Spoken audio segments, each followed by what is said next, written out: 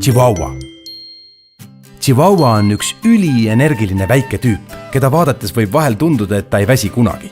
Trenn pole tema soovide nimekirjas just kõige esimesel kohal, samuti mitte mängimine, kuid ta on kergesti treenitav.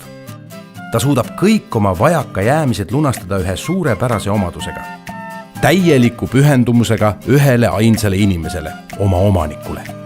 Kuigi Chihuahua on äärmiselt püüdlik, pole ta suurem asi valvekoer. Temperamentse isiksusena võib ta käituda ka mõnevõrra heitlikult. Olla ühel hetkel täiesti enesekindel, ent teisel jällegi tibake pelglik. Oma igapäevase sammunormi saab Chihuahua rahulikult täis niisama kodus tuuseldades.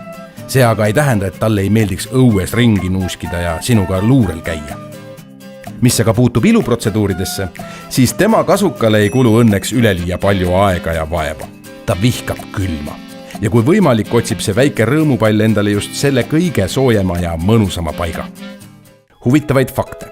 Asteegid uskusid, et need väikesed punased koerad juhatasid surnute hingi allilma.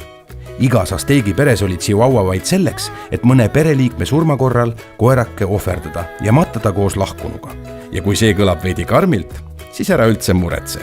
Lisaks ohverdamisele asteegid ka sõid Chihuahuasid. Chihuahua. Elava loomuline ja pühendunud rõõmupall, kes hoiab sind kui kullatera.